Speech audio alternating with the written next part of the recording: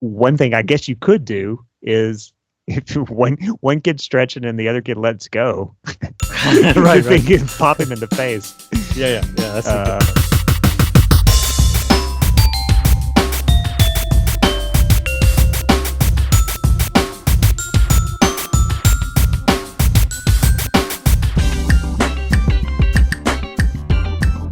Hey guys, welcome back to Snow in Southtown. It's still the 70s here. I'm Mike. That's Rusty. Hey, it's the 70 something degrees outside too. So, is it for you? It's cold here. I'm cold. I don't know. It's like the 50s. Currently, maybe 40s. Yeah. 53 degrees, but today I think it was in the 70s. But you know it's the 70s because you hear that song right now that Rusty made. That's our theme song, but Rusty made it. He went back in time. He took the DeLorean. Yeah. And he went into the studio and recut it. That's I think he went to Muscle Shoals, right? I was about to say Muscle Shoals helped me out on that one. Not the full, group, but and he recut the theme song and came back in time. Yeah. And so that's us. We're in the 70s, and that's how you know. Hey, you can get in touch with us through email at snowinSouthtown@gmail.com. We're on Instagram at snowinSouthtown. We're on Facebook, and we're on Patreon, patreon.com/snowinSouthtown. If you're not there, I think I have the feed figured out for now. Who knows? It's all up to Internet Archive, really. I'm telling you, the best way is to go to Patreon, do a free account, and you'll have access to all the stuff. It's free. Only drawback is you can't do your RSS feed. So, but we should be figured out here. If you want to stick to the main feed, that's fine. But we are on Patreon, patreon.com/snowinSouthtown. Hopefully, everything works for the rest of the year. We are going to test out a live stream option next week. Now, by the time you hear this, we'll already have done it. Yeah. But tune in next week and see how it goes, see what it sounds like, and if everything worked. If I haven't edited this out yet, then that means everything worked.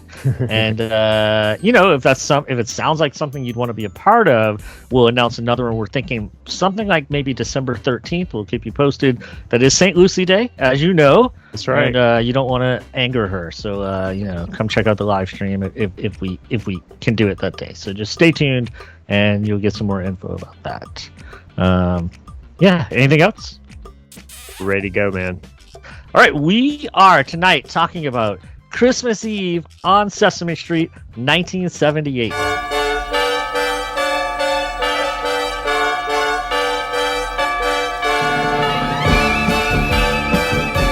Disclaimer, we're not Sesame Street and Muppets experts. We're fans. but there are great shows out there if that's what you're looking for and you want to know all the ins and outs of the puppets and the Muppets and all that stuff. I listen to a lot of them and they're all great and they're all experts. It's not my area of expertise. My kids didn't even really get into Sesame Street, so I haven't really visited this stuff in 40 years. It's been a long time since I was in this universe, and it's just fun to revisit it. Would you agree with that for you? Yeah, it was. This was 78, so this is around the time I would have been watching Sesame Street as a kid. So yeah, these are exactly my guys. Pre-Elmo, once Elmo hit, it's over. Yeah, no, I don't think I knew Elmo, right? Was he young? No, we didn't know Elmo. He didn't. Okay, yeah. He didn't start until late 80s or something. Yeah, we were all grown up by then. Yeah. So do you remember this one at all? I didn't. It's not two yet. Now, is this one that aired at night or something like that? Yeah, I think so. December 3rd, 1978 on PBS.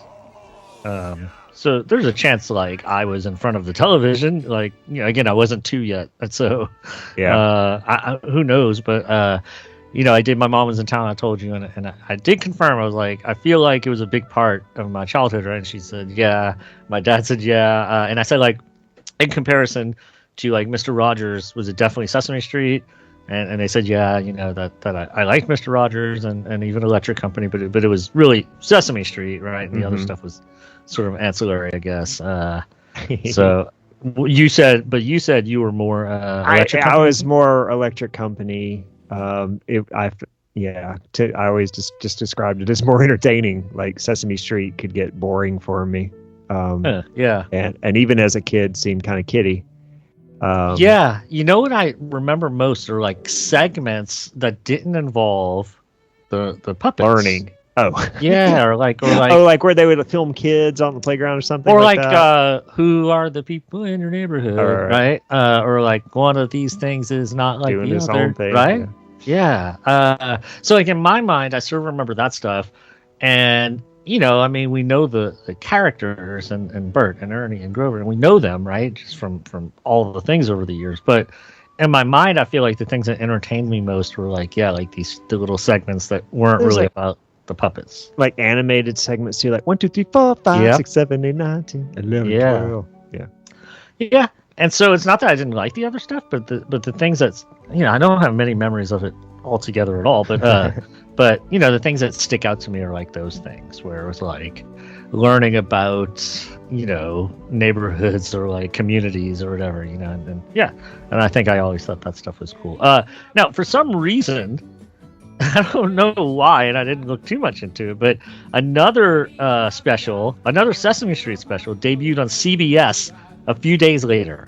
And it was called A Special Sesame Street Christmas. I don't remember it at all, and it seems not to be liked as much by fans. Do you know this one at all?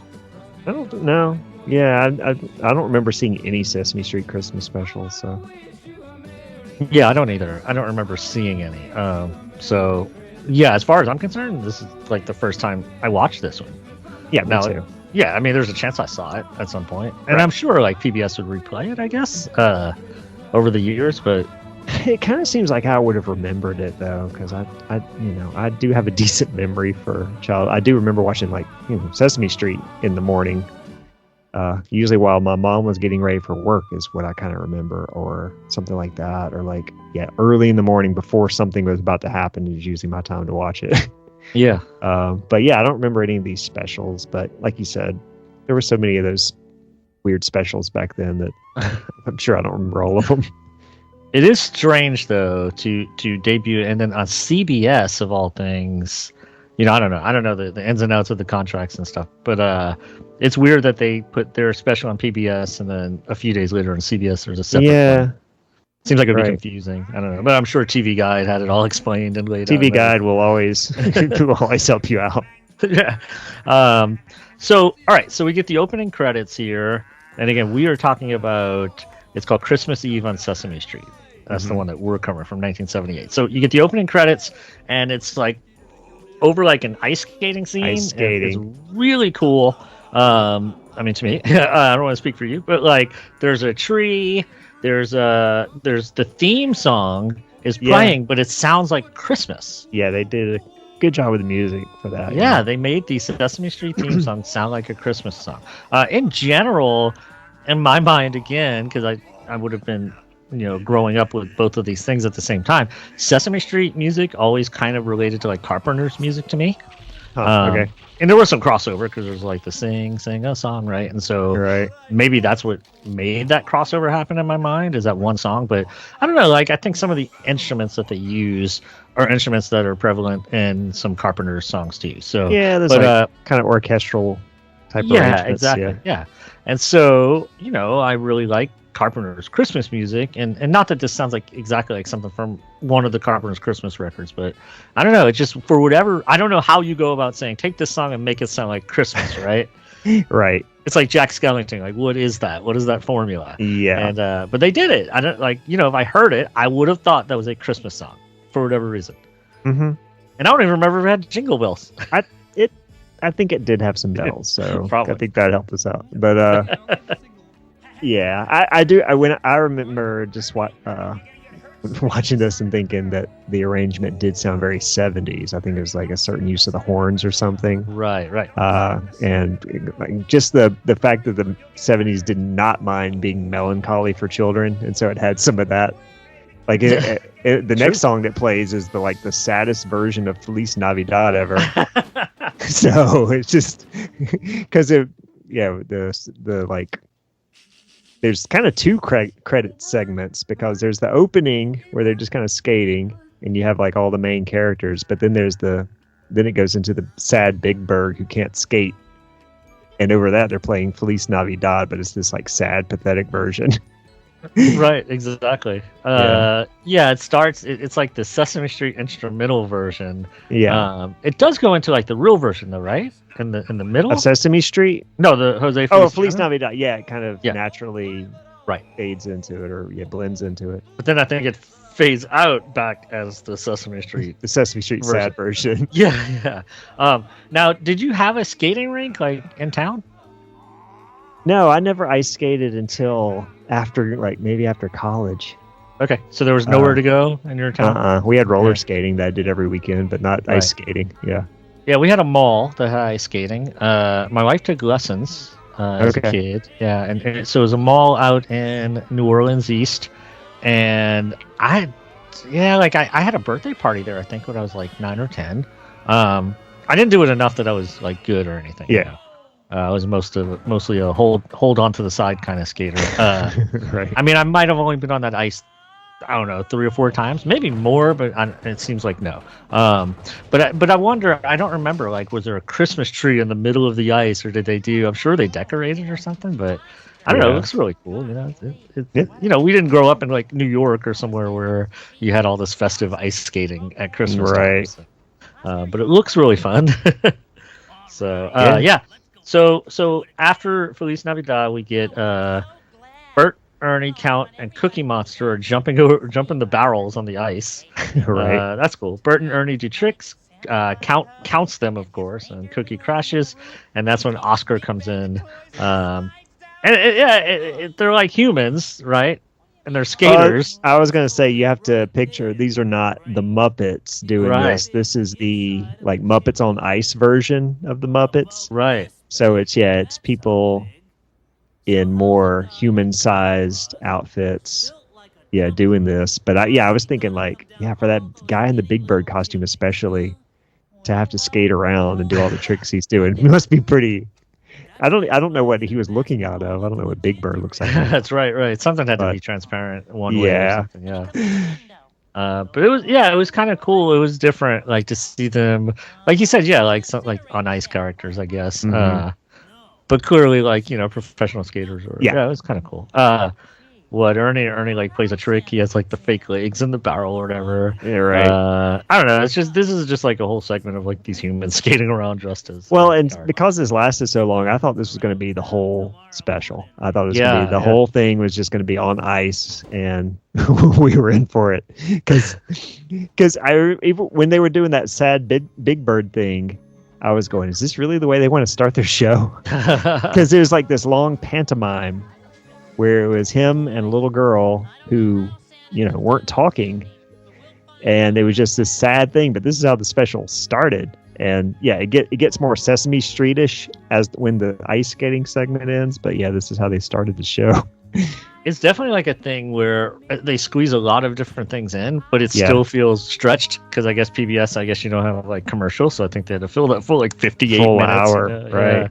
And it definitely, there's times at the beginning and the end are the worst to me, where it's just like, you're just like padding it, the middle, say 30 minutes, I'm good with, but like the beginning and the end could have been cut. It could have been a 30-minute show. Should have been a 30-minute thing. But it's not as bad as some examples. Probably should have been a 45-minute thing where they had an extra 15-minute segment that was some other, animated thing or something they added to it. Yeah, one of those types. Right. So let's see. So Big Bird, he ends up like on the street, and I don't know what they tell him. Santa's coming. Big Bird. I don't know like they end up on the street and they're basically saying Santa's coming tonight, right? And Oscar doesn't believe that Santa really comes down the chimneys, and Big Bird gets worried. And so now it's time to figure out how this all works, and that's really what we're getting to. That's the main storyline. There's a lot of storylines, but that's the main one. Yeah, and the premise is kind of weird because what Oscar is saying is, if he's saying how does Santa get down the skinny chimneys, and Big Bird's like, I don't know, and he's like, well, you better figure it out, because if you don't, you're not going to get presents. Right. But even by Big Bird's bird brain logic, that doesn't make sense, because it's like, well, either he comes or he doesn't. It doesn't matter if you know how he does it. Right. You don't have to find out how somebody does something for it to happen. Yeah, because they're even like, well, they even say they're like, it doesn't matter. He'll take the back door, right? Right. Like, no, yeah, no. They're basically saying all your explanations are illogical, which is fine. But then it's like, well, if you've seen that the presents are there and you say that it's from Santa, then why are you questioning this? This is the same thing I bring up every time they do like weird Santa Claus logic in these specials where they don't quite make sense.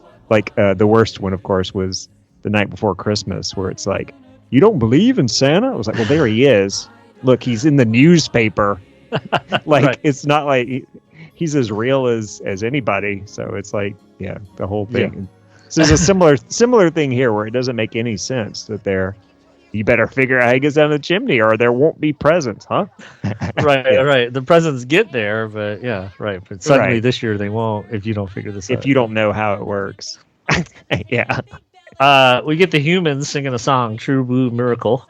Yeah. And I can only remember a couple of names. They do say some throughout the show, and I was kind of surprised. I remembered a surprising amount of these adults' names. There was, let's see, Mr. Hooper. Yeah. Maria was always kind of my favorite, I think. Yeah, I remember her.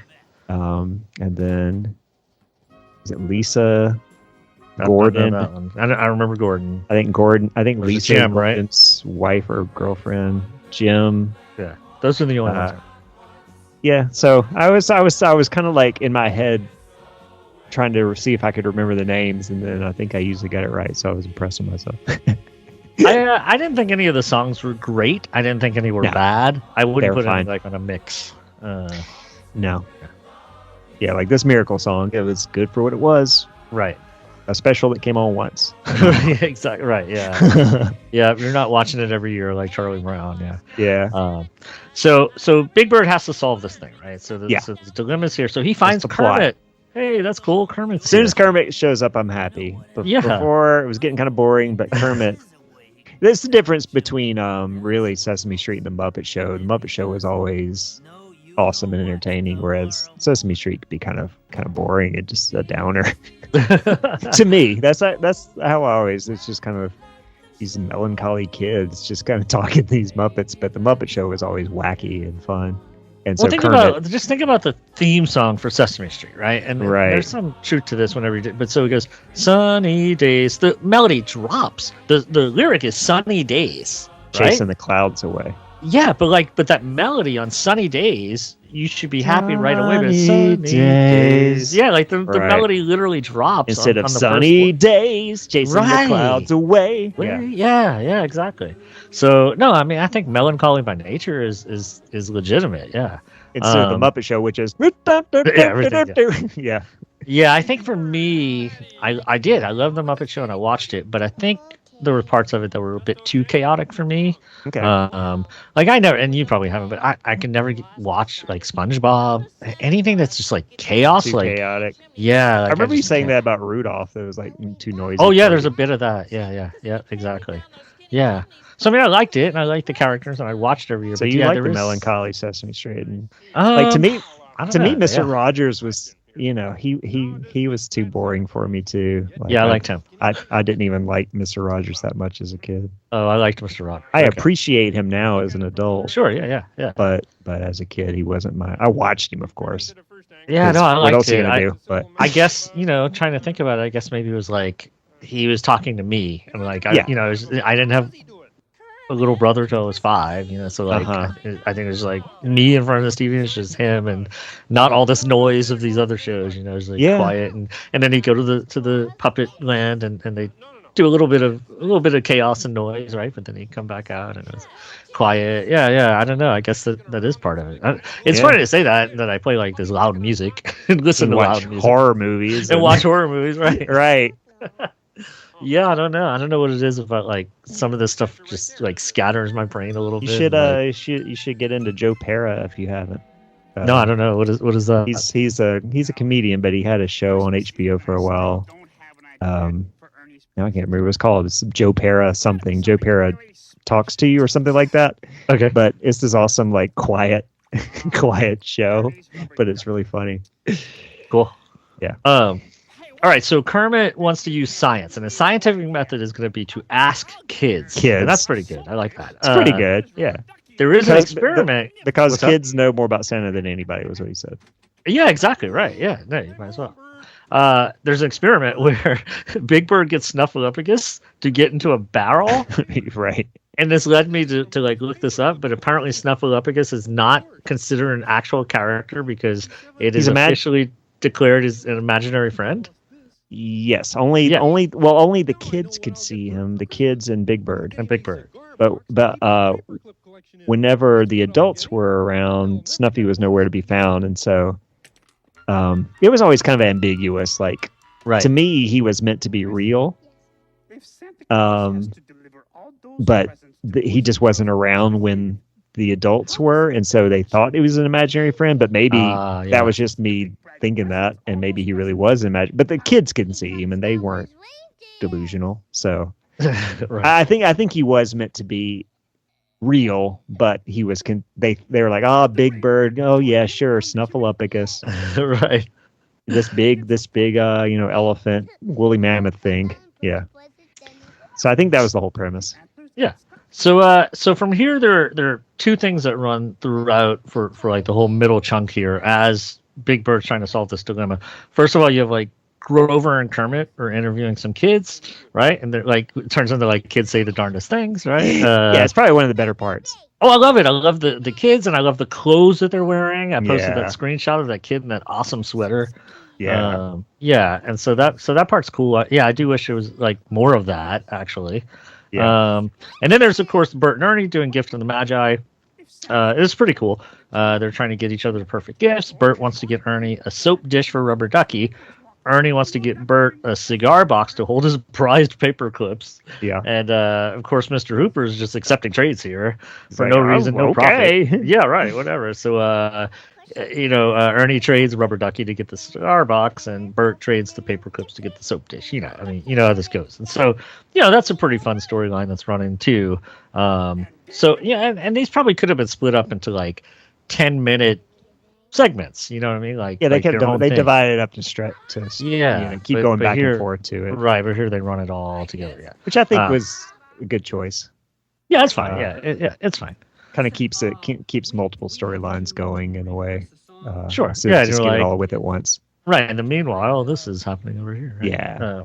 It's all I could tell as soon as they were talking about getting gifts, I was like, I bet this is going to turn into Gift of the Magi. Sure enough. Yeah, it was good. It was a good one.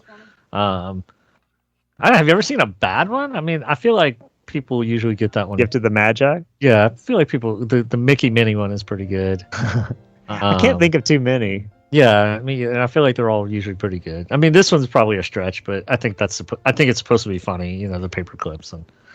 Oh yeah, it's supposed to be funny. This one had a happy ending, of course. Right, yeah. Well, and I figured that because I was like, this guy Hooper's sitting there. He's in business. He knows. Yeah, you knew. So I figured, he was going to come through. It was good. So anyway, so while that's all going on, we end up at Bob's apartment, and this is where they sing "Keep Christmas with You All Through the Year." Yeah. There are some random kids in the apartment. It's Christmas Eve. Oh, they always just hang out with each other. Sesame Street, Yeah. It's like commune, basically. Commune neighborhood. And Linda's doing signs with the kids, so they're doing sign language. Yeah. The song's a little better. Still, I'm not gonna put it on a mix or anything. But, we get another storyline that kind of runs throughout. This is where Cookie Monster's writing to Santa. Yeah. He wants cookies. He wants cookies, right? But he, as he writes about it, he gets so hungry he eats his pencil. Yeah. And then he eats a typewriter. Yep. And then later, so it comes back to it later. But I was telling you, man, he was making me hungry. I had bought some cookies from Trader Joe's, and I was watching 5 in the morning. I was like, I gotta go find some cookies. Carrie wins Cookie Monster for Halloween this year.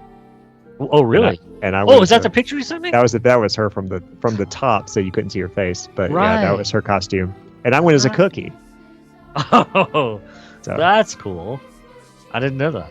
Good enough for me. Yeah. And so was Nora involved or no?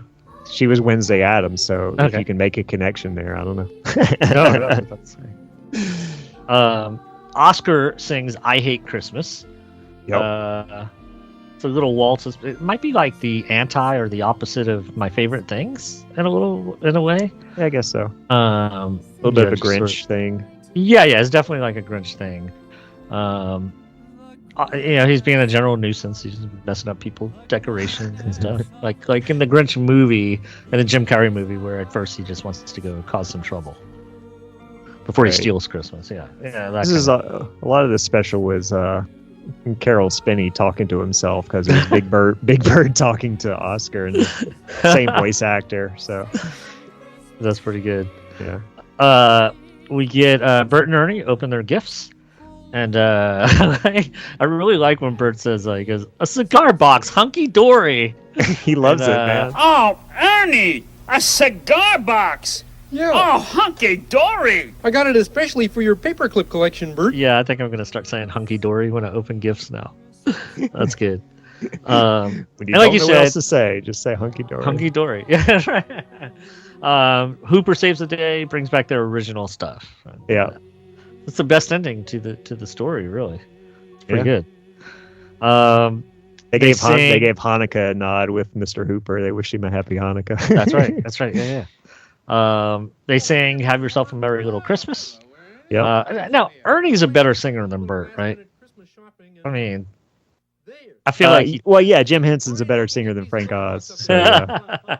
I feel like as you know, as co-singers or as friends or whatever, like I think he tolerates Bert, but I think like in the talent field, I think Ernie's clearly the better singer. I don't know.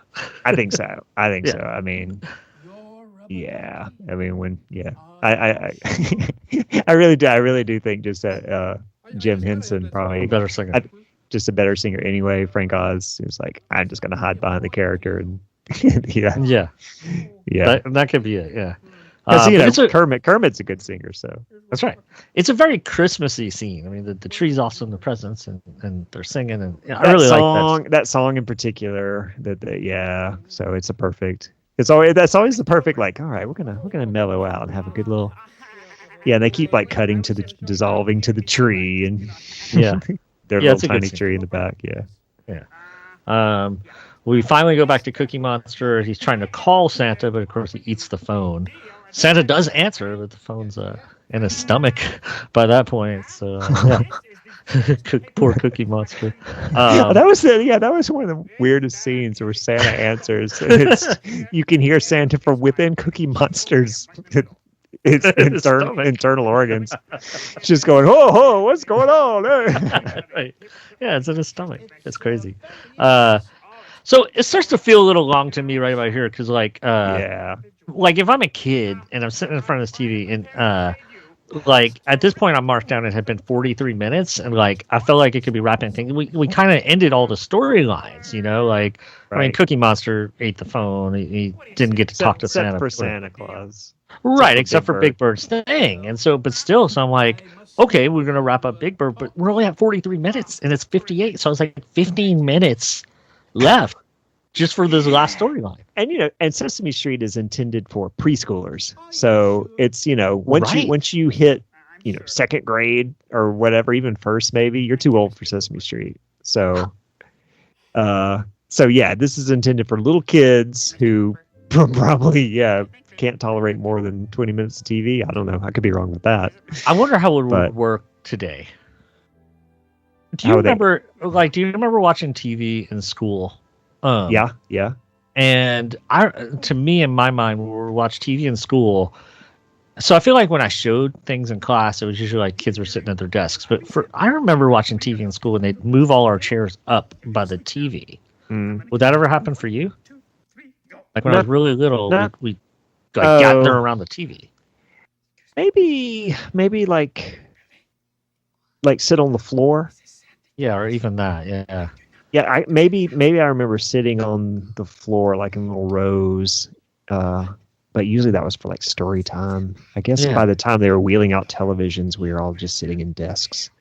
And so then I wonder, how I can remember watching things, and I can remember a couple kids like just whatever, not being interested. But for the most part, the room would be pretty quiet and people would be watching. And I wonder if that's true today. Yeah. And and I've told you at least that like when I would work at the one school that when I first moved to Nashville, and I would work after care. Right. And so we'd be at school all day, and I was with these kids from 3 to 6. And these times, like right now, like November to like, I don't know, February or whatever, like it's dark really early and we're inside that multi-purpose room with these kids. And so we'd have like Monopoly and chess and Legos and puzzles and, but we'd have the TV on, and the kids who would want to watch TV could go sit. And like, I feel like if they sat by the TV, they would watch maybe 5 minutes and then they get up and go to one of the other like tables or something. Right. And there was this one girl, and I mean, she might have been at the time 7 or 8, and she would watch whatever was on, and we'd watch her, and she'd watch whatever it was, and you could see the emotions on her face. And we thought it was so cool because like if there was something like scary, you could see like she'd make this like scared face, and she had no idea like anyone was looking at her, like she was just genuinely watching the movie or whatever it was. And it was so rare, so I guess attention spans are different, or I don't know. Yeah. I do know what I do know about Sesame Street is that when they were testing it, like as a, because they were trying to make it as a kind of substitute to preschool, really, for anybody who couldn't afford it or do it. Right. But they did all kinds of like sophisticated tests where they would even like measure like eye movement, like where were they watching on the screen, when were they looking away from the screen, what were they most interested in, what were they, Gotcha. So they did all kinds of cool. stuff. So they kind of knew what they were doing. They did something right. Yeah. Okay. And so I think they did something that obviously Sesame Street caught on as a as a phenomenon.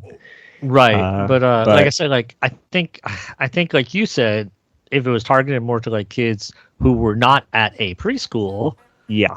Right, so like I was at home by myself and I would watch it, but I wonder how it would go over in a preschool setting with 12 kids. Watching it in a room. I think it might have been, maybe the ideal audience was a kid by themselves at home, which is how I watched it. I didn't go to preschool, so just me in front of the TV early in the morning. I don't know, but yeah, that's interesting. Anyway, we do get like towards the end here. It's basically 10 minutes of Big Bird stressing. He does have that funny line where he's wondering about Santa, and he says, "What if he's stuck in a chimney somewhere or stacked over Kennedy?" Yeah, stacked over Kennedy. I heard him say that. I don't know what stacked over means. Like, so when they stack planes because they can't land. Oh, okay. The planes are stacked. Gotcha. Stacked over Kennedy. Like, what kid? There's no, you know what I mean? Like, even I didn't get it. Yeah. That was a good one. And then wait, there's a couple lines about his frozen giblets. That was my favorite. He says, "I think I froze my giblets." And like, they said it more than once, so I didn't know if they were slipping in a dirty joke or. Yeah, he comes back and they say, "Are you okay, Big Bird?" He's like, "Oh yeah, I'm fine, except for my giblets." And I think that second one was. Because there were a few ad libs you could tell where they were kind of just filling gaps or whatever, where they were moving around. And I think that second one felt like an ad lib. Yeah, maybe. Where the first one was probably scripted, like I think I froze my giblets, and the second one is more like a, just do some banter. Yeah, and I think that came out as because they wouldn't write that twice. That's pretty funny. But it's a bird joke, but it could be a dirty joke. Yeah. Either way, I don't know. So we hear Santa come. It's the funniest joke. It was good, yeah. Well, stacked over Kennedy was good too. That was a good one. And they were both like right there. But anyway, Big Bird's sleeping and he's freezing on the roof, and we hear Santa come. He wakes up, finds all the presents, no idea how he got in, and Gordon tells him the important thing is that they're all together for Christmas. Right. Didn't really solve it, but hey. No. Which I guess was the point. But I mean, that's what they were telling him all along. Was like, Big Bird, it's fine. It's going to happen. Don't worry about it. If you can't figure it out, it's okay. Yeah. But at the end, it's like, see? And they're like, okay. Well. And of course, Oscar has to immediately stress him out about the Easter Bunny. So. Right.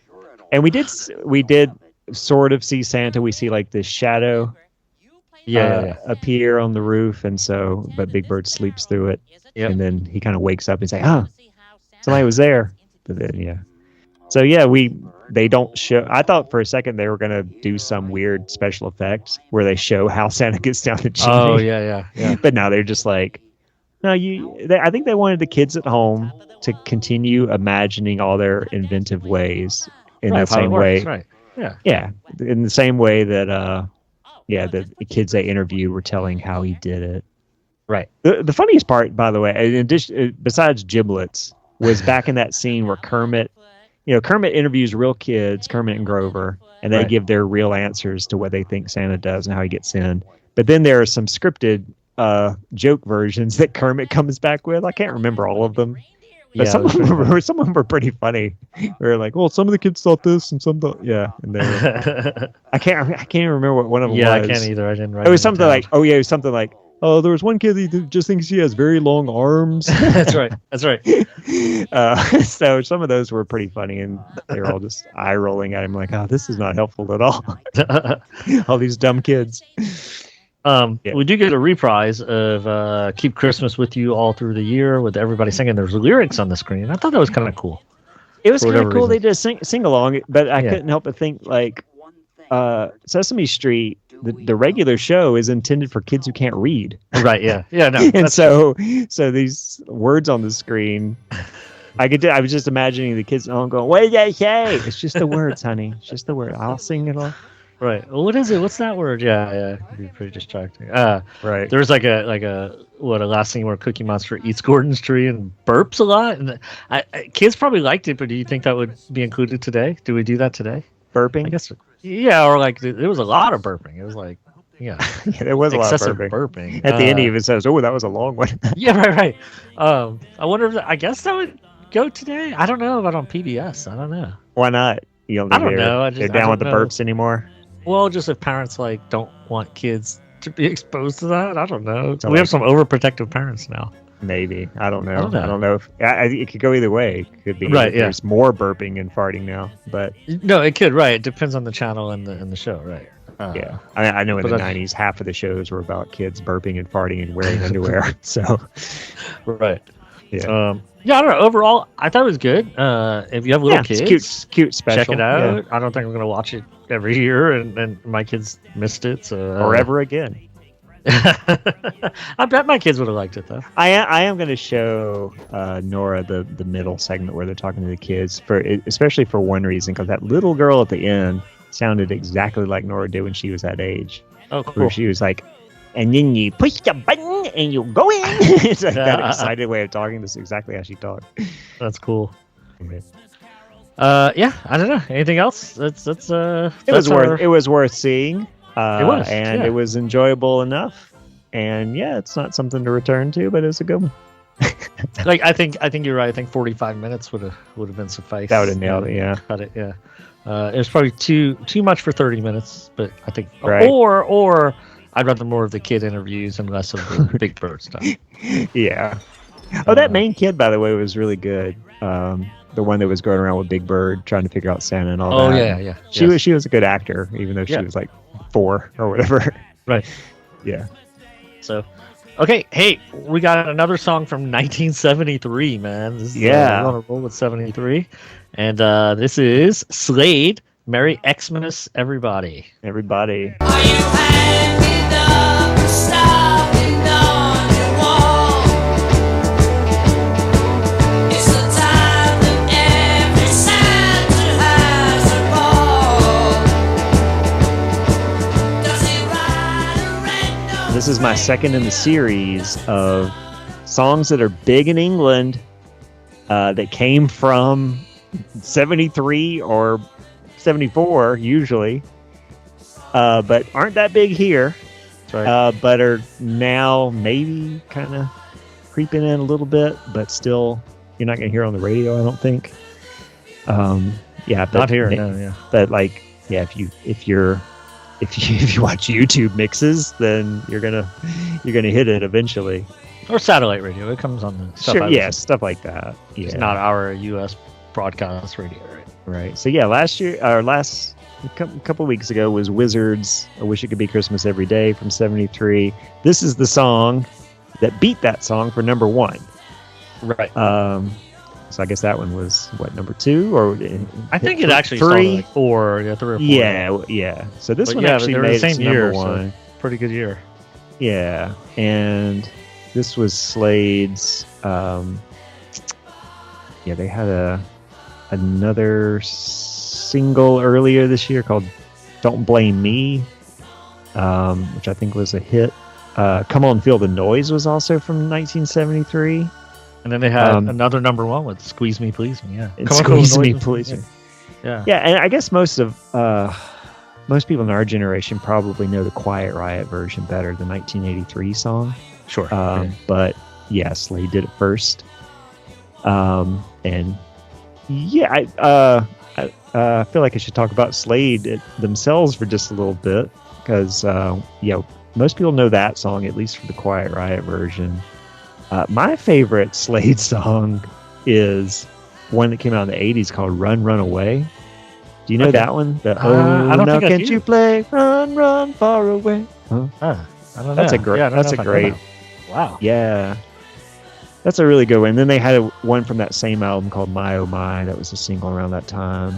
And they had another one called "Mama, We're All Crazy Now." So those are the ones that. Yeah. Those are the ones I knew from Slade. But this is their Christmas song, and. Welcome to their Christmas song. You're welcome to it. Don't step in it. If it's, you can see it if it's white. Luckily, unfortunately, we've changed the diet of dogs now so that you might be more camouflaged in the dirt. Did I send you that link? You did, yeah. I found it. So we confirmed that they did change the dog food over the years, or the poop itself. Yeah, maybe someone comes and changes the poop. Somebody swaps it out after a day or two. It's like a Halloween 3 situation where it's like somebody's in charge. There are some things that are very specific to the 70s, and white dog poop was one of them.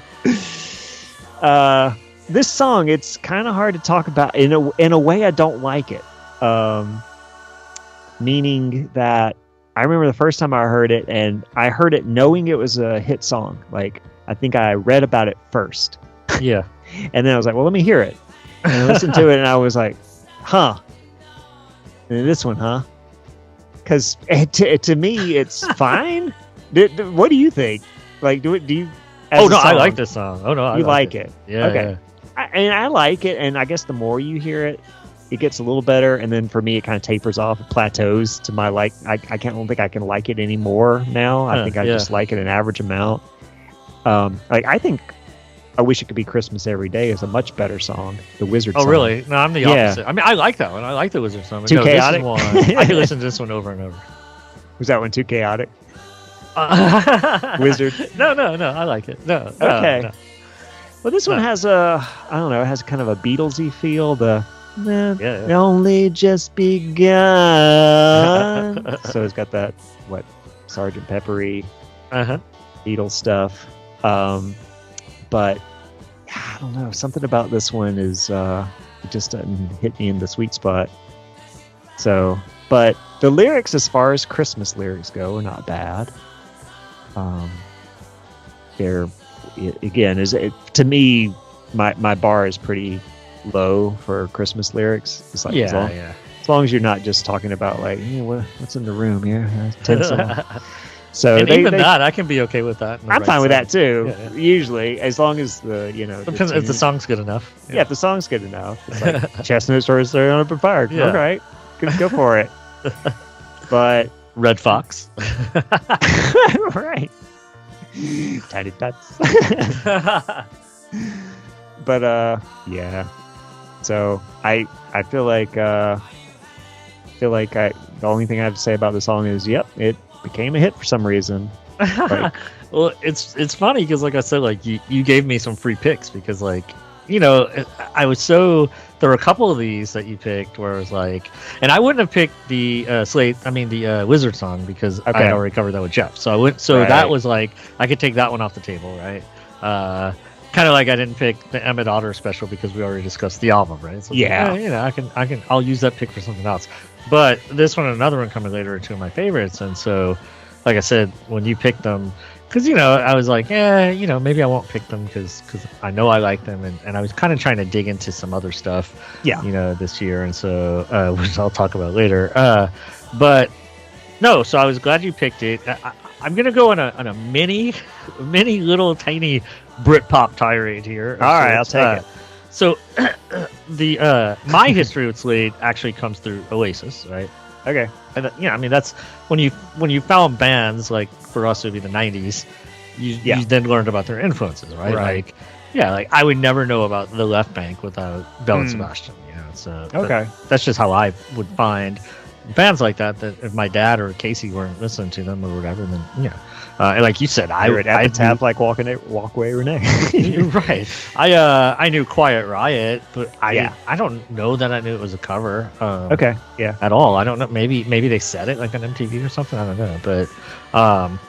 But so what I hate is when these music idiots say stuff like, I don't like Oasis because I don't listen to Beatles cover bands. It's like it makes them sound so ignorant. Yeah. All right. Does Oasis like the Beatles? Yeah. We all do. Like, do they steal from the Beatles? Yeah, we all do. We all steal from the Beatles, okay? But, like any good songwriter, like Noel Gallagher steals from tons of people. True. And if you listen to a band like Slade, he's stealing from Slade, too. You can hear all the Britpop bands that they inspired.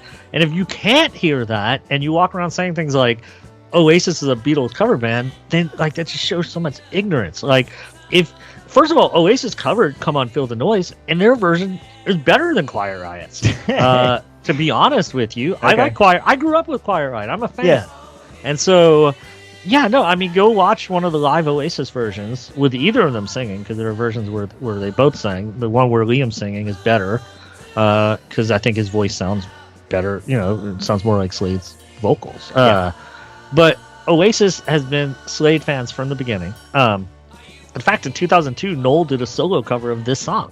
It's acoustic. It's not what a real Oasis cover would be. It's actually not like the best thing in the world, you know. But I like Noel. I like him singing, and I like the song. But it's not like we're one of those covers where you go, man, that's better than the original. You know, it's not. But so this song, the verses are like straight Oasis. Like you can hear Liam singing these verses, right? If you just picture Liam, if they ever covered it with Liam singing, it would be perfect. But the choruses, to me, it's like Blur. You said Beatles, and that's fine because that's where they're all stealing from, right? But to me, it's like Blur, maybe even Pulp. I think if you change the instrumentation and you think of Jarvis's voice, it's almost a Pulp chorus as well. But then you get to the middle eight, and that's just Lennon. Right. That middle eight part is just the Beatles. Yeah. And so, so here we are. If you're going to say Oasis is stealing from the Beatles, that's all they know how to do. Well, they also steal from bands who steal from the Beatles. So right. I think that whole Beatles cover band thing for Oasis is just a hack joke at this point. It is. Anyway. Well, it's a hack joke, but it's also lazy for people who aren't trying to joke about it, who really have. Well, yeah, they really think it. Yeah. Or they think it because they've heard it so much. Because they've heard it so much. So I've heard it said as like a joke, like trying to be funny, and it's not. Right. But then I also see it, especially in this latest comeback. I see it from people who obviously have no idea what they're even talking about. It's not even right. Because like they probably never listened. It's been 15 years, right, since they were relevant, and so people are just recycling jokes that they don't even understand because that doesn't make sense. So they even made that joke on that movie yesterday where the Beatles disappear from the timeline. I still haven't watched it. One of the jokes is he Googles Oasis and they don't appear, and so he goes, go figure. No way. So there you go. And the funny thing is, I can almost say, look, that could be true. That could be true of any of us. That's a good joke for a movie. Though, it's a good joke. But the funny thing is that when I went to go revisit that Noel cover that I remembered of this song, there's a quote out there that Noel says, "Without Slade, there's no Oasis." Isn't that funny? Without Slade. Yeah. So, no, it makes sense. I mean, Slade is a band that not a lot of people talk about now, that once you kind of learn about them, you learn, everybody loves Slade. Yeah. They were one of those I don't know what word I'm looking for, like a crossroad or something you have to go through to get to the other side. Like there's something that like changed. a rite of passage, or like or like something that changed music. Like there's a lot of bands who come out and they're good and fine, but they don't really do anything different.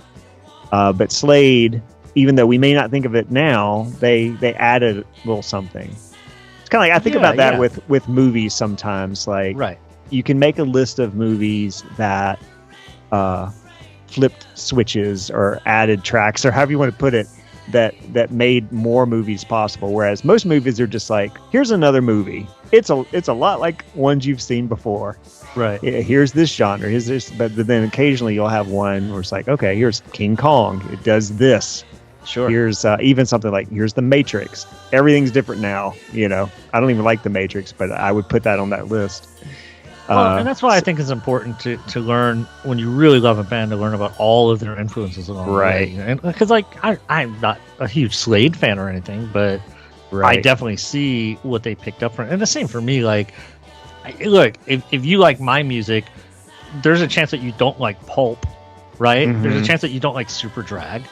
But that is all building blocks in what I do. You know what I mean? Like, it may not be as prevalent as Ramones or Weezer, but it's there. And Belle and Sebastian, you know, all of that stuff. And so it's very interesting to hear what Oasis did with the things they took from Slade and all the bands, the Carpets, Stone Roses, obviously, you know, like all the bands that they took from. And again, Stone Roses I knew, but I wouldn't have known some of the other bands that I just learned to appreciate. You know, another thing that I learned just looking through this was that the chorus of this song was written by the singer in 1967, inspired by Sgt. Pepper, which you just brought up. Okay. And then the bass player in 73 wanted to, like, had that melody in his head. He said he didn't use tape recorders. He just remembered it. And I kind of believe that. You say you do believe it? I do, yeah. Like, I think I do too. I think I've heard a lot of songwriters are like that. I can't, like, if I have something in my hand, like, I better do something with this or I'm going to forget it in the next 5 minutes. Yeah, and usually I'm like that. But, like, for example, that one on Easter Parade, Only Happens When I Dance With You. Yeah, I told you that I had written that like 10, 15 years earlier. And it just been in my head all those years. I never had a use for it. And, like, for some reason it popped in my head. I was like, oh, that's perfect for this. And so there's probably a demo of it somewhere, but it's not like I went and would listen to it or anything. That melody was just always in my head. But yeah, he said that that melody popped back in his head that the singer had written in 67, and he just thought it was like, this would go great for a Christmas song, and he wrote these lyrics that you're talking about, whatever. Are you hanging up your stocking on the wall? First line, yeah, exactly, yeah. And he called him and was like, hey, we're going to use this for a Christmas song. He's like, all right. That's kind of cool. I like that story. And then one more thing, similar to the Wizard song, and you kind of pointed this, it charts every year. So yeah. That's cool. It's not as high as the Wizard song, but it's usually between like 15 and 40, which, top 40 every year, possibly top 20. It's significant. I'll take that money. I want to be in England one year at Christmas just to kind of feel this, just a slight difference of what Christmas is like, and like just hearing this song everywhere. Sure. In the streets. I always think that, but I think there's also a lot of things I wouldn't like. You know what I mean? Like, it's like if we look back at like memories and we just think of the good times.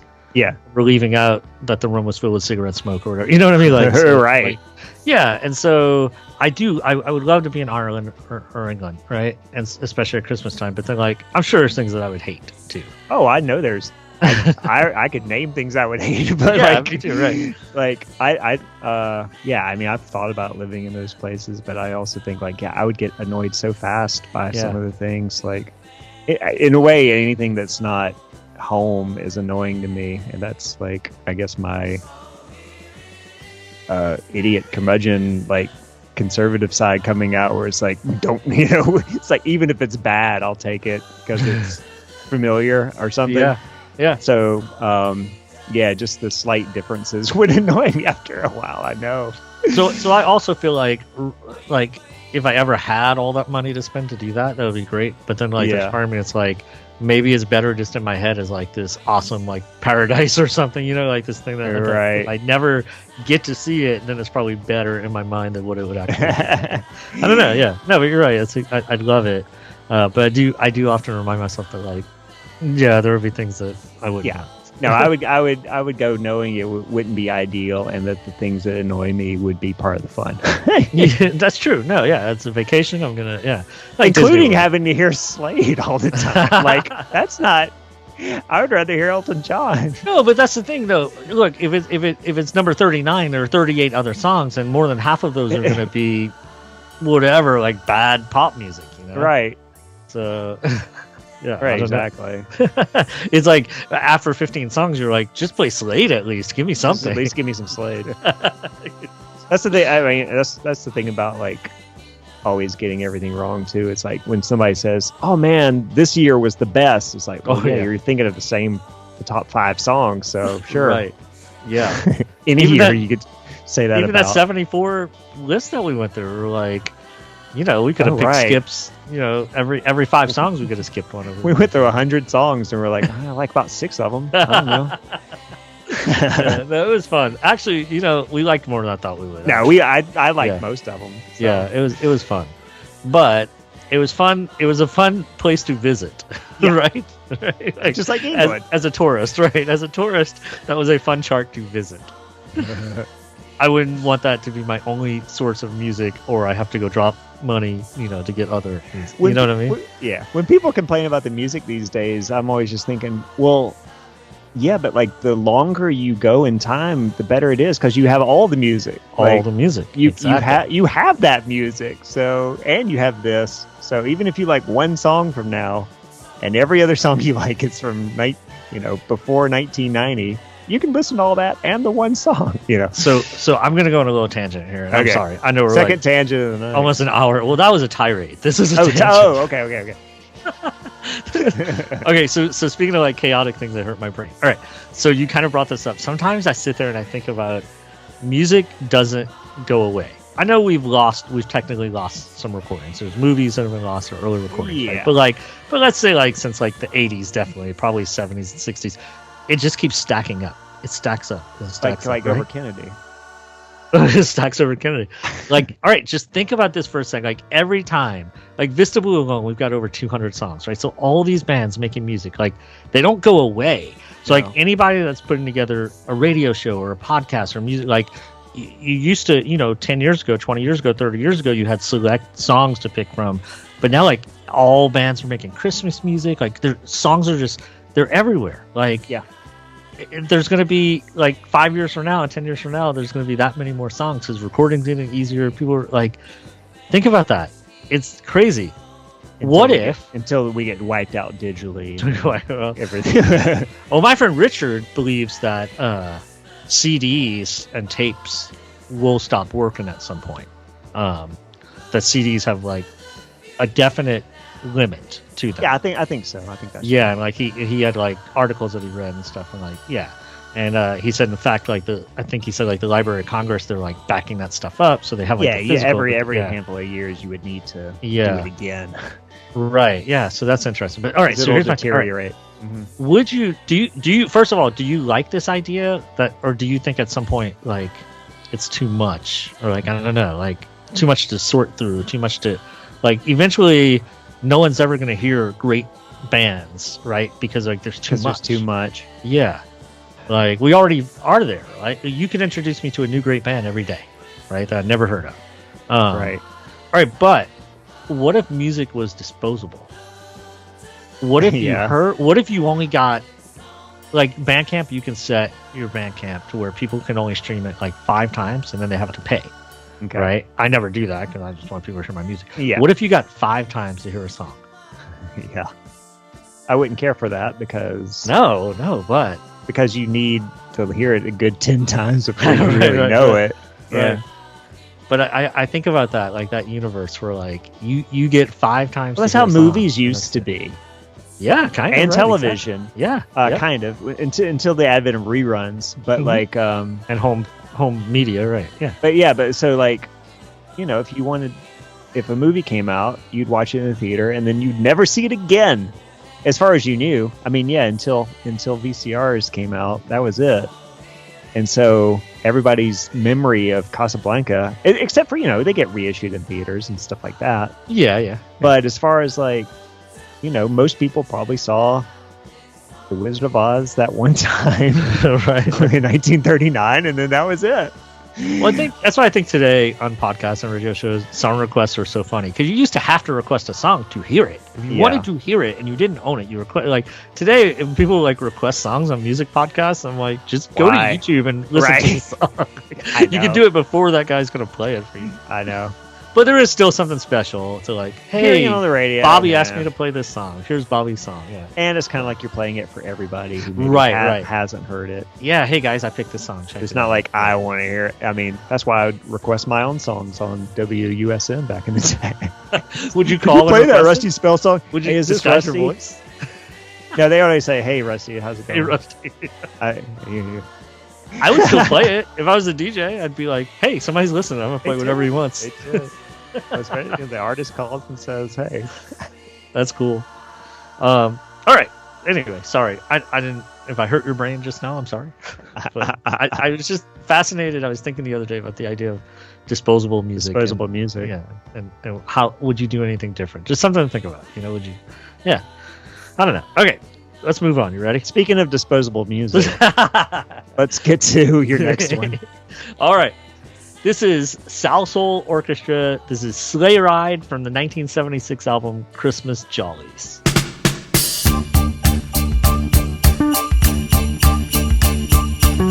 Let's go for a sleigh ride, a wonderful sleigh ride. Come hurry along with the song in the winter will to ride. Just hear those sleigh bells jingling, ring ting tingling too. All right. So this is one of the kinds of things that fascinated me when I started digging into like some 70s Christmas stuff. Okay, so I started hearing this band on some of the playlists I was listening to, and then SiriusXM has this great channel. It's all 70s and 80s Christmas music. Okay, and so a lot of times that's what I go to if I'm just like working or something. Right, I'll either go to like a classics channel on iHeartRadio, or I go to this on SiriusXM. It's all 70s and 80s. And so, they'll do Run DMC and they'll do this, it's just a straight mix of all 70s and 80s. So anyway, this comes on there a lot. I got interested in this project because like I would hear different songs by them and it just sounded interesting. And I went to look it up and I found out it's like something that apparently is pretty common as we were finding out. It's like a group of studio musicians who just cranked out songs going mostly uncredited, sort of anonymous. And again, it's a concept that we're going to revisit even this season. So like Christmas aside, this is a project that produced hits. There's this track, Ooh, I Love It. And it's been sampled like in Eric B. and Rakim. It's Madonna's Vogue samples it. So, so they were influential, sort of anonymous, but they existed. They were like good musicians, and it is what it is. They started in Philadelphia in 1974. They were led by this guy Vincent Montana, and he was like the guy, right? He did the writing, the arranging, the producing. A lot of the musicians had been playing in this other studio thing called MFSB, which is Mother, Father, Sister, Brother. And so, think like the Wrecking Crew in Philadelphia, right? Basically. And it's like a pool of musicians, interchangeable. These guys are playing. They did the Soul Train theme song, which was the number one. They played on OJ's records, Wilson Pickett. This group did the Soul Train theme song? No, this MFSB group. Oh, okay. And that was 74. So in 74, right around that time of that Soul Train song, there was like a split. And so this Montana guy, he went and started this project. And so there were immediately like some disputes over like the money and the rights. And again, we're dealing with like a collective approach. And now there's a split. There's two of them. So he wanted to go, they were all kind of moving into like disco. And he wanted to go with this more like strings based approach, I guess. Right. There's a lot of synth too, but I don't know. I don't know if it's as stringy as maybe he thought it was. I don't know. I guess I'd have to hear more MFSB to know, what he was thinking. But they had a few top 40 hits, and then he left in 1978, the Montana guy. But the band continued. They just went to New York and just kept recording music, and they were led by this guy, Tom Moulton. And so that's why on Spotify or everywhere, if you listen to this record, it says the Tom Moulton remastered version. Okay. But I don't think that guy was even involved with the project when this album was recorded. So it would be like Uncle Jesse remixing Pet Sounds or something, like, right? Like some random guy who had nothing to do with the original project. Yeah. The version we're hearing is his remastered version. Yeah. Kind of weird. It's weird. Anyway, the album's called Christmas Jollies. It actually sold really well in 76. It's got a great cover. Yeah, no, the cover's great, right? It's like just it just looks 70s, sound 70s. The song I picked, Sleigh Ride, I don't think is the best song. The best song I think is this one called Merry Christmas All. So, check that out. But I wanted to pick one that was sort of in the middle. Yeah. There are some bad ones. The I Don't Like the Little Drummer Boy, which is like, hey, did you listen to the album? I did. I listened to it once through, yeah. Did you get to that last song, the Americana Suite? I sure did. Yes, I did. It was confusing. Yeah, it was very confusing. You said what? It's the second New Year's medley. So it's like... Right. Now let me say this before I forget about the New Year's medley. Okay. Because they include in their medley for New Year's Eve or whatever, the song "I'm Looking Over a Four-Leaf Clover." Okay, old timey song from what, 20s, maybe 30s at the latest. 30s maybe, I don't know. Yeah. And I'm like, okay, is this song must have been somehow associated with New Year's in a way I didn't know. So I Google, "I'm Looking Over a Four-Leaf Clover," and the term New Year's. The only thing that pops up is the Salsoul Orchestra. Right. Yeah. So no, there is no connection. They just decided that was a New Year's song for some reason. No idea why. But we get to hear it twice on this record. I'm picturing the movie about the Salsoul Orchestra, where there's the dramatic scene where Vincent Montana's character is going, "I made that a New Year's song. I did that. I did that. No one thought of it as a New Year's song before me." What's this guy's name? But why? Why not St. Patrick's Day or no? Who's thinking Tom Moulton? I did that. You can take my group, but you can't take credit for my St. Patrick's Day song on the New Year's medley song for no reason. You can remix it all you want, Tom Moulton, but I did that. Oh my gosh. Did you? So Merry Christmas All? Do you remember that one at all? Did any leave an impression on you? Kind of.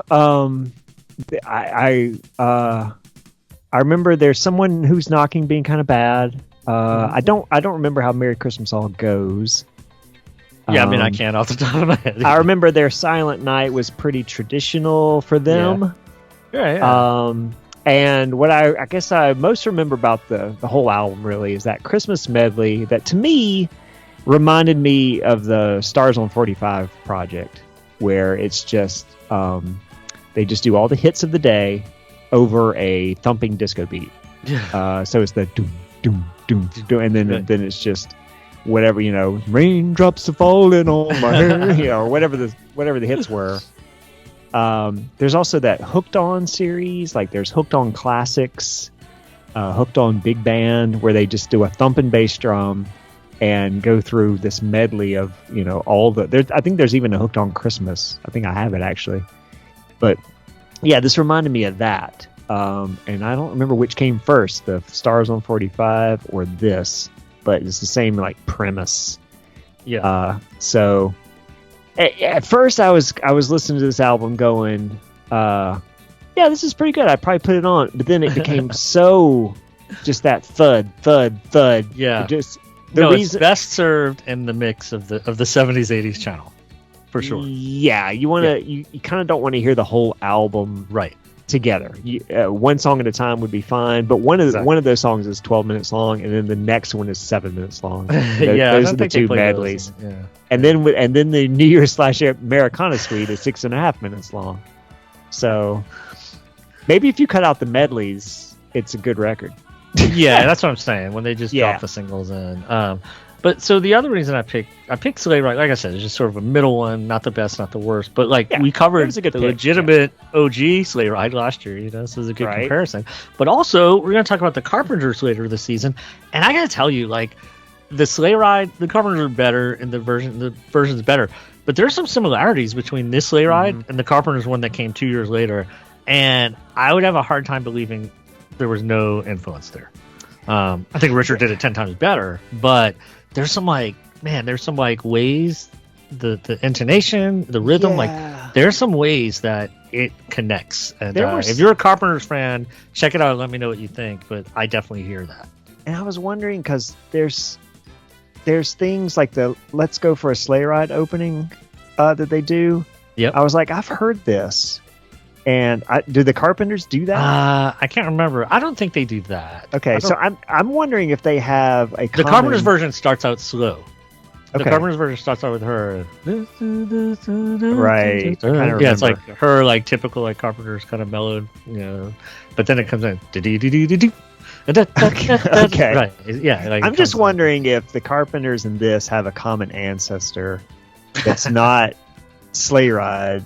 I think it's St. Lucy. I think St. Lucy is the common the Conjuring series, the Nun Part 2. Right. They stuck a wreath of candles on their head and went to town. I'm wondering if there was some earlier arrangement that they both right, took and that's from. possible.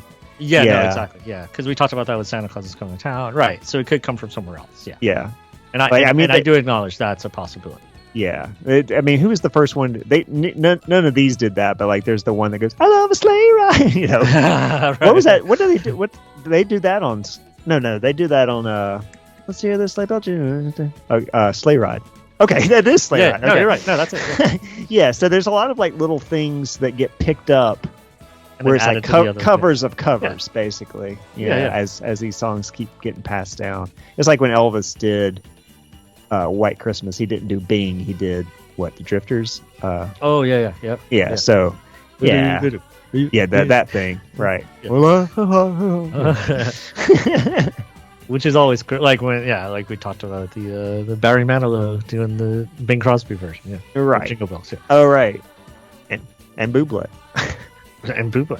He picks his covers. He's gonna. Bublé did the Drifters too. Yeah. He did the Drifters too. Yeah. There you go. So. Yeah, I don't know. So if you're a Carpenters fan, check it out. See what you think. But I don't know. I like this one when it comes in. I would tell people to listen to this whole album at least once, and then it's an experience. Yeah, I mean, there's this is always, I guess, my test. There's nothing on this that I would put on my my master Christmas list that I have. No, not my master list. No, like my. If I was making a '70s mix, I'd do one or two. Yeah, if I was making a special, funky, crazy, whatever, odd covers, that kind of thing. Have you ever had a party? Like, if you really just like seriously like having a party with friends who are kind of fun. Yeah, this would be put good. one of these on it. A lot of these would be good. Yeah. But not the Americana suite. No. Or and in fact, if you told me this jerk Tom Moulton added that himself, I would buy that, because that sounds like a Tom Moulton kind of move. We call that a Moulton move. That's called a Moulton. I'm going to steal Vincent Montana's band. I'm going to remix his Pet Sounds, and I'm going to add this piece of junk in there so you think he did it. Oh man, I wish that Uncle Jesse would remix Pet Sounds and just stick an Americana suite in there at the end. Right, exactly. And it'd be like, hey, I'm doing this for Moulton, my original hero. It would be Elvis. It would be Elvis covers. In his case, it would be this closing song on Pet Sounds that's Elvis covers that Mike Love did later. Mike Love Elvis cover medley at the end of his Pet Sounds remix. That's perfect. That's what it is. All right. Well, I know one thing. I don't like Tom Moulton cover bands, so that's why I don't listen to Oasis.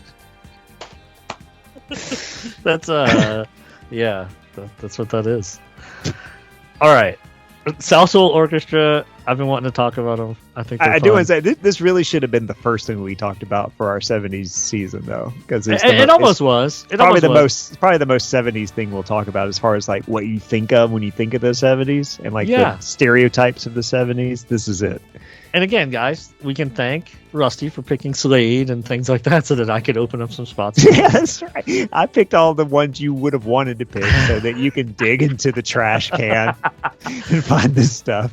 And if Jackson 5 wasn't really like 1970 and feel like a good way to start it, I would have started with this. Yeah, but it was just like, James Brown 70, Jackson 5. It was all 70, so it was a good way to start it. But yeah.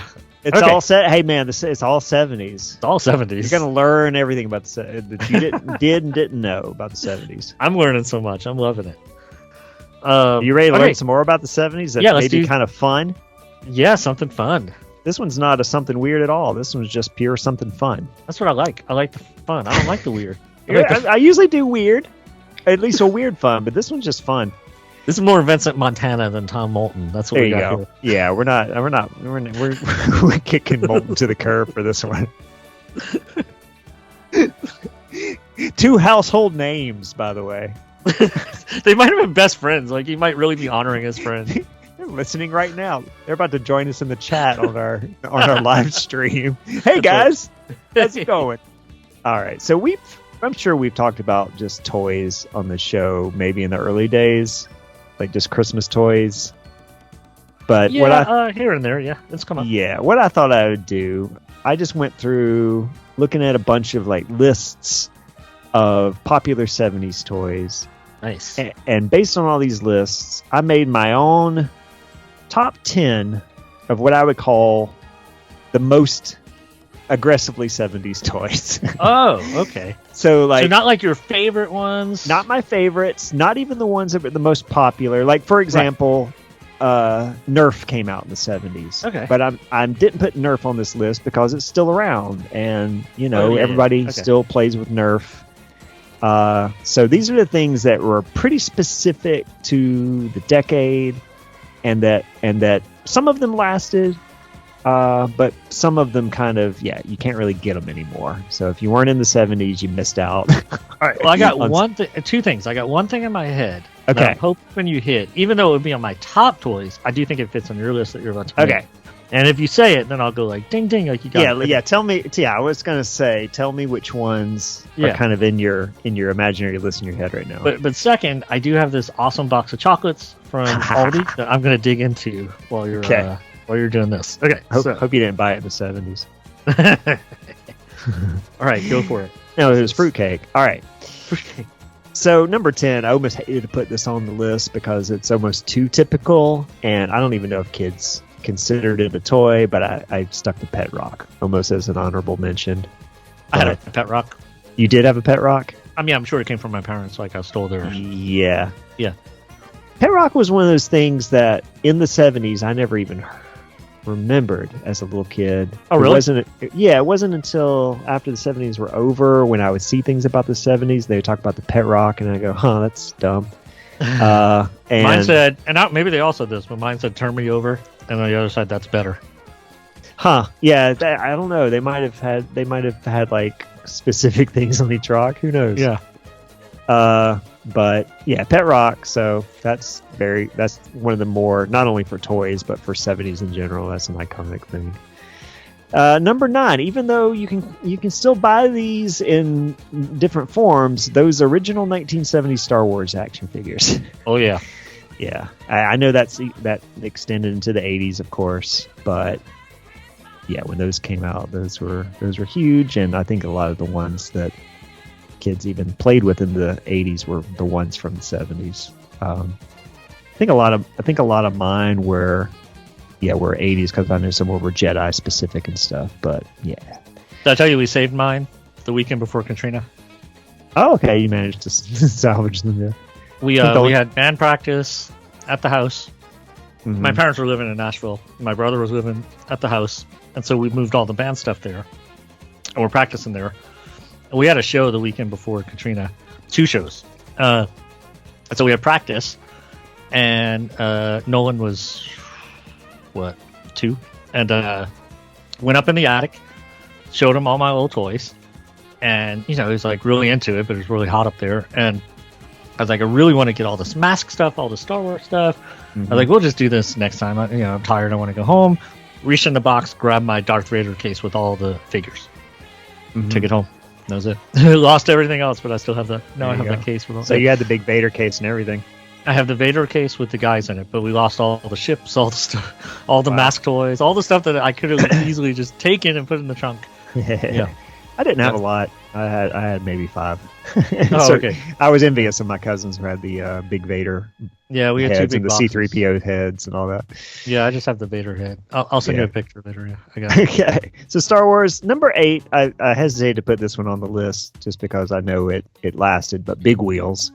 Oh yeah, I had. They just seemed huger then, and I know that at age 4 and 5, I spent most of my time going down, because I kind of lived on my driveway was on kind of a hill, so Nice. going down and spinning out at the end. That's cool. like the Dukes. Yeah.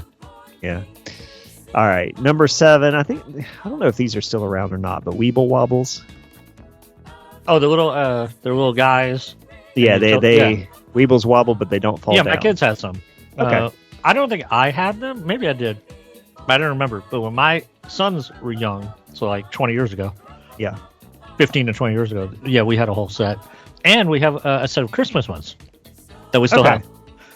It's a Santa, a reindeer, and an elf. Okay.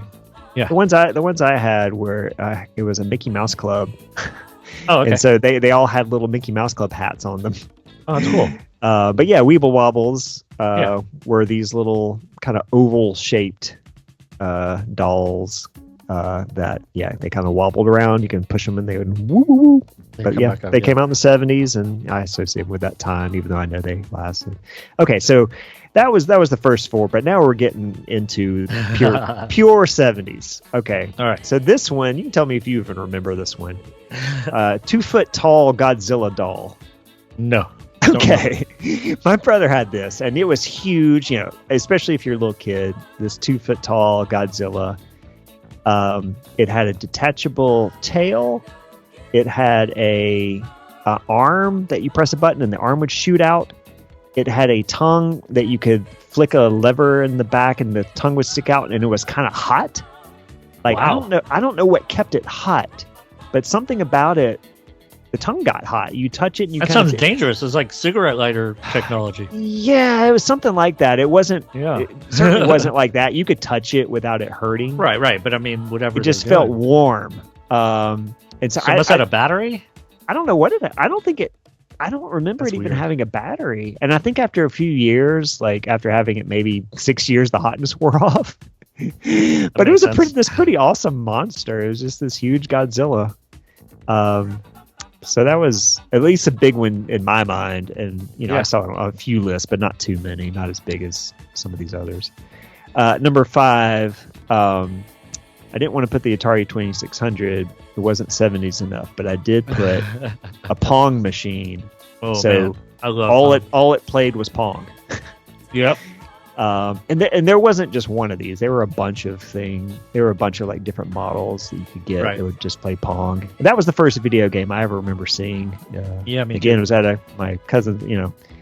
I thought of them as my rich cousins. They had a 2-story house and they had a Pong game. So so they were rich to me. And if you don't know, you could change like the difficulty. You can make your thing bigger a little, so you can hit the ball. You can make it go faster. You can, there was more than just, you had some choices, some options, but not it was too many. pretty fun. Not too many. No, it wasn't. But yeah, I mean, I just remember the amazement of seeing this thing on a television screen, where you could move a little knob around. Yeah. And it would move, and it would control the thing. That was mind blowing. Do you remember the last time you saw one? An actual Pong machine? Yeah, I do. I remember the last time I saw one. The last time I saw one was the first time I saw one. Oh, really? I haven't seen anybody that owns one since then. So maybe at a thrift store I saw one. We had my cousin had one probably in, say, the mid 80s that we played a bit. And then my uncle, for some reason, like, I don't know, found one at a garage sale or something. This would have been like the early 90s. And he had that out, and he was living with my grandma for a little while, and he had it out in his room. And I would go play it. Like, I probably had it there like all summer, and I would go play it. Yeah. But we played a show at a house in 2001, Mardi Gras 2001. It was called a Flop House on St. Charles Street, like by Tulane. And we played this show, and they had a Pong machine hooked up, and people were playing Pong while we were playing. And I went and played Pong like while this other band was playing. Okay. It was amazing. Yeah. And that was 2001. Wow. So they hung around. Yeah, I'm sure you could still find them easily enough because there were a lot of them, I think. Yeah, no. But I never had one. The first game console we had was their Atari 2600. Yeah. I was man, I remember the day that my dad said, "Hey, we got an Atari," and I was like, "What? we did?" Like, I don't know. I just thought of us as like not having money and like for this amazing thing to show up at our house just seemed like I couldn't believe it. Yeah, I don't remember getting it. We had one. I don't remember what it was like when we got it. Yeah. All right, so number 4. I don't even think I had this one, but the $6 Million Man action figure. Yeah, I didn't have that. That one appeared in like all the lists. Yeah. And that was a big TV show. Bionic Woman was the counterpart to that. And she had dolls too. We may have had that. My brother may have had it. I played with a lot of his. He was born in 1969. So I played with a lot of his 70s toys in the early 80s even. Yeah, and I do think of that stuff as earlier than me, but then in Freaks and Geeks, it's 1980, I think, and Bill is dressed as Bionic Woman. So, I mean, it's still hung around. I think the show was still on the air. Yeah. Maybe even then. I remember watching Starsky and Hutch. Like, no one I knew had the toys. Yeah. Okay. That I remember. All right, this next one, I'm going to guess you had this one, but tell me if I'm wrong. The Mattel electronic handheld football game. Oh, yeah. I don't know if I actually had one, but I definitely had, like, cousins and stuff. Yeah. I don't know that I had one. Because I don't remember, like, being obsessed with it. And I feel like I probably would have been if I had it. Right. But, and it's a big part of Friday the 13th Part 2, which is, like, my favorite movie. Oh, that's fun. Yeah, and so... Yeah, I do remember playing them, but I don't think I owned one. But yeah, they were cool. That was they were one of the first like handheld games. The football players were just these little dashes that you would move across the screen, just little red dashes. But before that, it was like paper football on the table. So right. Like, this was a way to actually feel like you were controlling football players. Yeah, right. So yeah, it was kind of fun. I ended up they re-released them. I don't know, 20 years ago as like a part of the retro thing. And I bought one for my brother as like, hey, remember these? So I'm going to tell you what I had. There was I don't think I had this one. There was the electronic football game where the figures move like a board game, but they move. Do you remember seeing that?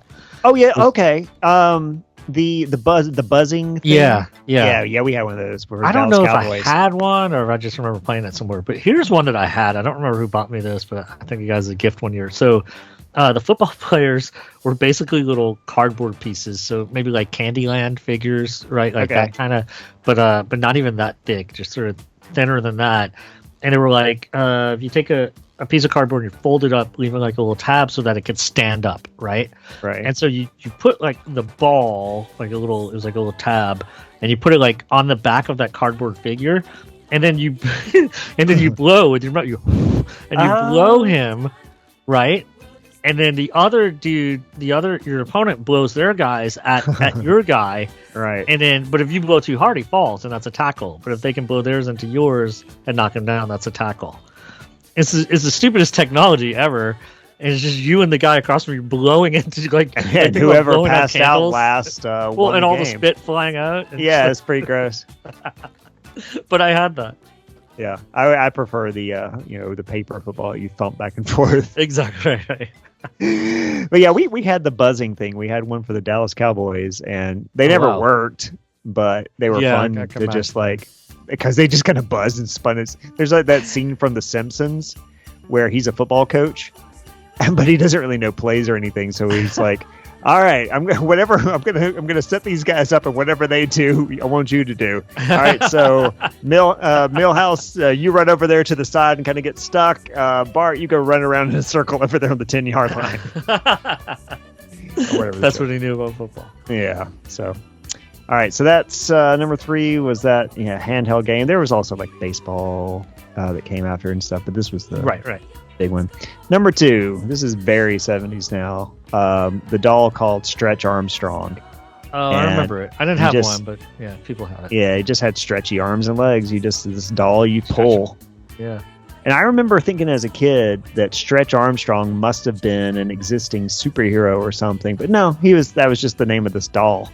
Yeah, I think I would have thought it was a TV show or something. I was like, oh, Stretch Armstrong, who is he? Yeah. He's this doll. Yeah. I mean, it had to break, right? Like if you they eventually would snap. Yeah, okay. Like if we went to opposite sides of the room, we could break him, right? You could. I mean, yeah. From what I remember, we had one, and it was probably broke early enough. But from what I remember, they were pretty durable. I guess they tested it a lot and knew that kids were going to try their best to see how far they could stretch this thing. From what I remember, you could stretch it pretty far. I'm sure they did a lot of tests or whatever. But one thing I guess you could do is if one kid stretching and the other kid lets go, right. They can pop him in the face. Yeah. That's a good part. Yeah. All right. So the number one, this is the most 70s to me that I could think of, and it was the Evel Knievel stunt cycle. Oh man, I don't even know that. So this, to me, this like could only, out of all the things we just listed, with the exception of maybe the $6 Million Man, but even that, people kind of know what that is. But Evel Knievel was a stunt man that was really only known around that time. Yeah. And he had his own little doll that you'd sit on a motorcycle, and then you'd put the motorcycle into this little thing that you can turn a crank and wind it up, and and then when you let go of it or like pulled it back, it would send him flying. And so you would get Evel Knievel to do whatever stunts you wanted, like set up little ramps and all the things that he would do in real life. Yeah. So, and he also had a car, and I think he had like a whole stunt show set or something. But we had the motorcycle, and that's I think the most popular one because that was mostly what that guy was known for. Right. Yeah. So to me, that was those two, especially Stretch Armstrong and Evel Knievel stunt cycle. That's a good list, but you were missing my one. That's Mr. Machine. What is that? You got to look him up, man. Mr. Machine. Okay. I'm realizing that a lot of the I didn't do this on purpose, and this is, I guess, my own bias or the list's bias that I was looking at. But there's not a lot of what you would call girl toys on here. There's like some neutral toys like Weeble Wobbles and Pong, and but a lot of them seem to be they marketed toward boys. I'll put it that way because anybody can play with it. Okay, Mr. Machine. The other thing I would say that I would add, just from our personal experience, those hop balls, like the big ball, and you held the handle between your legs. Yeah. And I don't know when those spinning things came out. Oh yeah, the spinning wheel. Yeah, I think of that as 80s, but I could be wrong. We definitely had it in the 70s. Okay, Mr. Machine. But it probably stretched into the 80s. Looks pretty familiar, but I never once played with this. Yeah, no, I had him, and I don't know why. He's pretty awesome looking. He's awesome. He's like a little wind-up robot. You can see he's a clear robot, and he has all the the mechanisms or whatever inside of him. If you remember, if you're about our age, or you're just a little young, and you remember the phones that would be clear, and you could see all the phone pieces. I never had one of those, but I'd see them. But my that's sister Mr. did. Machine. So Mr. Machine is that you can see how he works on the inside. See his gears. I guess if you're scientific, you're supposed to like be interested in that and study it. Or I didn't care. Did you put him together or anything, or he just came this way? Yeah, he came that way. He was a little robot guy that you wound up, and he went and made a little noise, and you watched all his gears go. Yeah. That's pretty cool. This is not. Yeah, he was in the attic. He got lost with all the Star Wars stuff. There you go, Mr. Machine. He came out in 1960. Wow. Huh. I'm sure so maybe it was less popular then by the time I got it. Maybe grandparents bought it for me. Were like, "You do, Mr. Machine. Here you go, kid." Wow. Yeah. So I'm trying to think of like what I still have. I don't know. The only thing relevant, I still have my animal puppet. You put, puppets were big back then, right? So. Because of the Muppets, especially, I think. Yeah, right. So you put your hand in him and you can move his mouth and stuff. Yeah. So I still have my animal puppet. Animal from the Muppets, I guess. From the Muppets, yeah. Yeah, people don't know. Yeah. The drummer. Yeah. I had a Kermit one, but I don't still have that. Yeah, I don't know. Those are the main ones. Would be Mr. Machine. Yeah, I don't know. Good list, though. I liked it. I was going to do something similar, but that's better. Yeah, and I was like, at first I was like, well, let me pick a list from the internet. I'm like, nah, I want to like cobble them together and make what to me are like the most. I like the word. 70s. Was the word aggressive? Was aggressively that 70s? Yes. Aggressive. I like that. Okay, good. And now I feel better knowing that Mr. Machine was really from the 60s. So. Yeah, you can kind of. He has a little bit of a 60s look to him. Yeah, that makes a lot of sense. Yeah. Yeah. So okay. All right, guys, we are going to get going here. Next up, you're actually going to hear the Thanksgiving songs. We're going to do that earlier than we thought. So you hear our Thanksgiving songs next, and then the episode after that, we're going to be talking about some Sanford and Son. We're doing Ebenezer Sanford, season 5, episode for 1975. But we were trying to go live again. It'll already be done before you hear this, but tune in next week and see how it went. Find out if it was a disaster, right, or if we edit out the disaster. Well, we'll edit this out too by then. So that's true. And again, if we like it, then we will announce a later date when we'll do it, and we'll actually announce it, and you can join us. So check out the next episode, see if you like it, and then get ready. We'll do it again in December. So I don't know. So anything else? I just want everybody to keep those bells jingling. Please. And I know I've never said that, but. Or maybe I've said it, but I feel like I should say it more often. But keep the disco ball spinning and keep the jingle. And keep Mr. Machine wound up because he likes it. And you know what? The more you wind up Mr. Machine, the more it keeps Godzilla's tongue hot. So it all works together. All right, guys. See you soon with some Thanksgiving songs. Bye. Go.